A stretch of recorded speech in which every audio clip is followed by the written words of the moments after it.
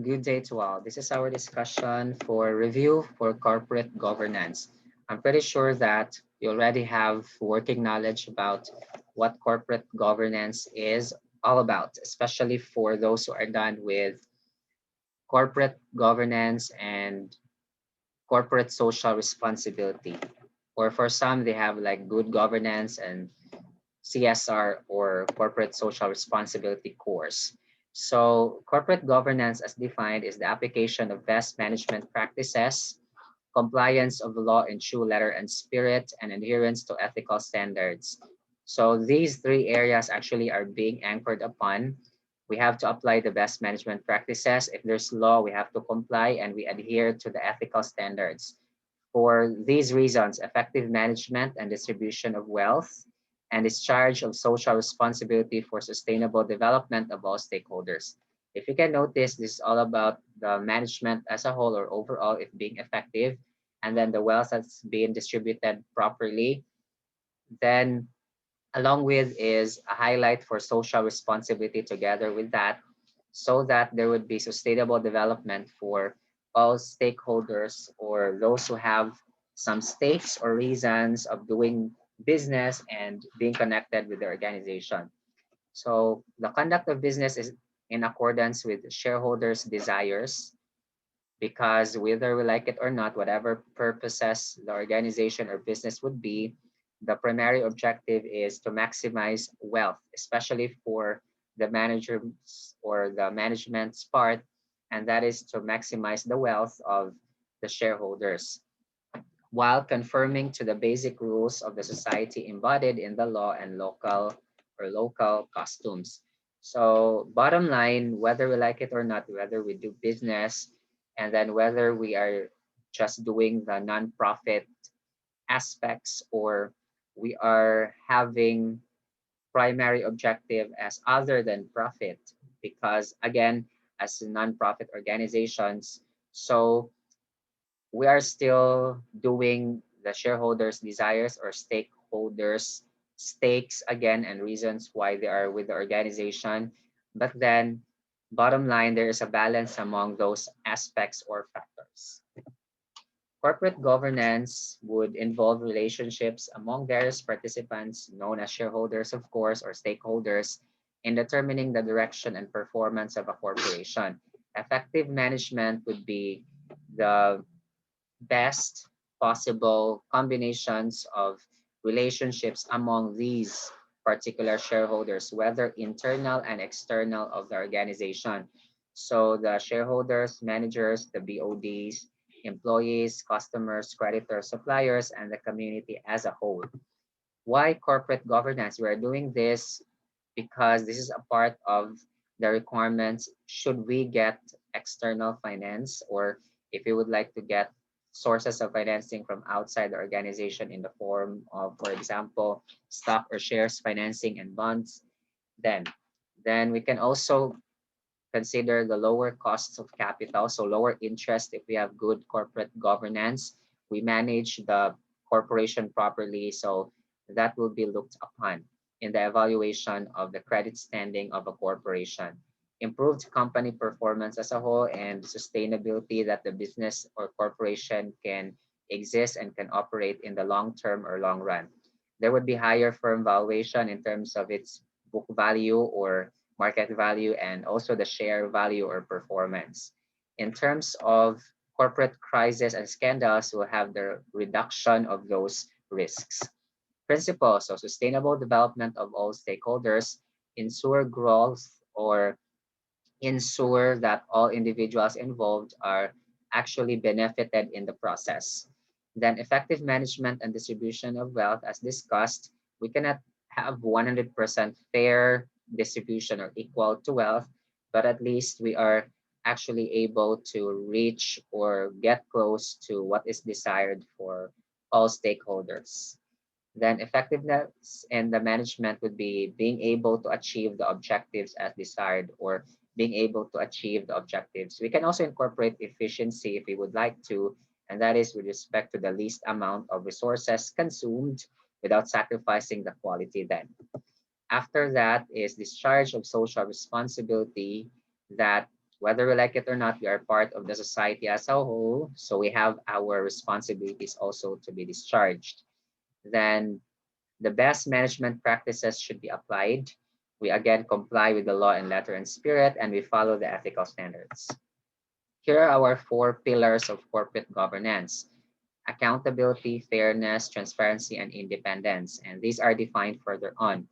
For accountability, the management is the board. So the board of directors is accountable for the overall management of the business. So that's why it is, again, the tone at the top. It sets the tone, or it sets what is the climate overall of the business or corporation. Then the board is accountable to whatever happens to the corporation, to the shareholders or owners of the corporation. But normally, the board of directors or the overall managers or charged with governance also are shareholders. Next, fairness is being able to really protect the shareholders' rights, or in dealing with the operations or in dealing with matters which possibly there could be conflicting items or conflicting issues, that is being able to treat all shareholders, even the minorities or even the lower ones, equitably. So fair in terms of dealing to all, whether a minor or a major, or let's say a minority shareholder or a majority or controlling shareholder.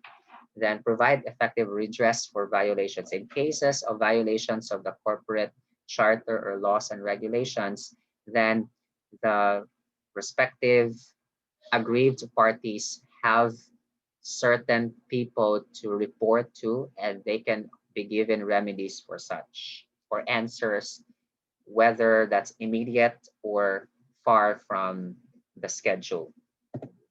Then transparency is providing and ensuring timely, accurate disclosure on all material matters. And very important that these people or stakeholders have certain forms of reports that they can look into, or they can evaluate and have wise economic decision making. There's an emphasis on economic because whether we like it or not, this is a matter of the money, or money matters are being also involved here. So for example, we have the financial statements that the different stakeholders or users of such can make wise economic decision making. So this would include financial situation, performance, ownership, and corporate governance. Independence is that all parties, especially the people charged with governance, are actually unbiased, impartial with their dealings. As said a while ago, they are fair in terms of dealing with all. They can provide equal treatment to whoever these shareholders are or stakeholders are, whatever footings that they have. So independence, we should be able to minimize or avoid conflicts of interest as much as possible. Procedures and structures are in place or existing. Then the directors and advisors should be independent. That is, they're free from influence of others, or undue influence, to be more specific. Because whether we like it or not, there can be some sort of influence, but these are due or these are immaterial in nature. Elements of corporate governance are as follows. So we have good or good board practices. So the practices would be clearly defined in terms of roles and authorities of the board of directors and those charged with governance. The duties and responsibilities are understood by them. It's well structured, and there's appropriate composition and mixture of skills, because the directors or board of directors are again the managers overall. So their talents are needed, their skills are needed in managing the corporation as a whole and to ensure its sustainability in the long run. Then the procedures of the board should be appropriate, and they should be remunerated or compensated accordingly or well with the best practices and fairness as there is or would be in the organization or corporation. Then the board should be self-evaluated and training should be conducted. Mean to say that the board's performances should also be evaluated. There should be a mechanism for that. Control environment is actually the tone at the top. So I said that the Board of directors will set the tone or climate for the corporation as a whole. So they are the very first persons who should be following their set rules and regulations. So internal control procedures are in place. These particular steps in cases that we have some conflicts or some issues. So internal controls are there to protect the company's effectiveness and efficiency, the fairness and reliability of financial reporting, compliance or adherence with applicable laws and regulations, and especially the economic resources and assets are protected. Then the framework for risk management is there. In cases that there would be disasters or calamities, there would be immediate and effective ways of recovering such. Then media management techniques should be in use in dealing with the public. Also, continuity procedures in cases, again, of certain disruptions to business operations. Audits by independent external parties or auditors should be needed.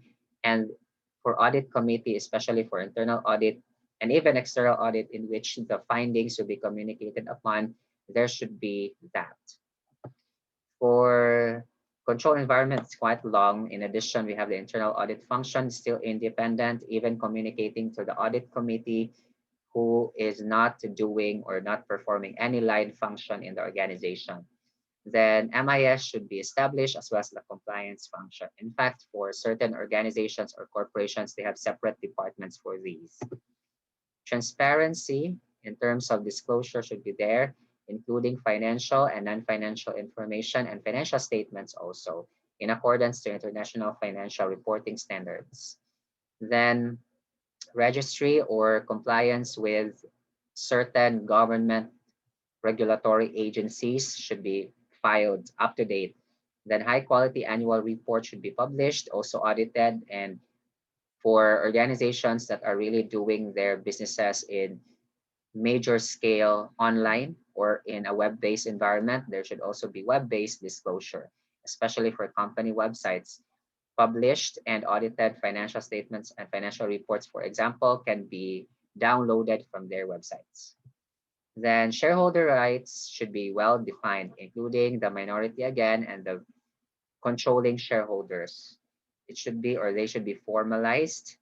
Then there should be well organized meetings as conducted. And in cases of related party transactions, there should be well defined policies as well. Also for extraordinary transactions, meaning to say unusual, but for financial statements reporting purposes, we remove extraordinary items. The dividend policy should be clearly defined and explicit. So no reservations. There should be detailed ways of giving or providing the dividends. The board commitment should be there. The board of directors should be dead serious about the implementation of their respective policies and rules and regulations in the organization. Corporate governance issues should be discussed among them and well, and it should be also well communicated from top to bottom. So board should have created a governance committee then that would make sure or ensure that these again rules and regulations are properly followed. There should be a corporate governance champion who knows well or who is well endowed about following the corporate governance rules. Improvement plan should be there because no governance plan is perfect. Appropriate resources also are committed for these initiatives. Policies and procedures, as said a while ago, have been formalized, distributed, well informed to everybody. Code, let's say for the corporate governance, has been developed. So certain items from top to bottom, like whatever levels, whatever departments there are, there should be sort of one code as a whole for the organization. This is like the BMGO type of document. Then code of ethics, our guide for our daily matters to be ethical should also be there. And company is recognized as a corporate governance leader. So that's the ultimate goal that whatever we are doing in terms of the corporate governance, then this would make the company as a leader later on.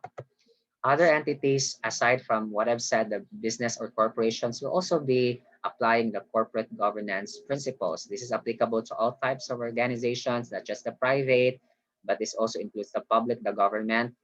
So I mentioned this first, and then the not-for-profit or non-profit organizations, or NPOs or NGOs, like the organizations which are mainly organized for religious, literary, scientific, social civic, fraternal, or sorority, or whatever reasons which are secondary would be the profit.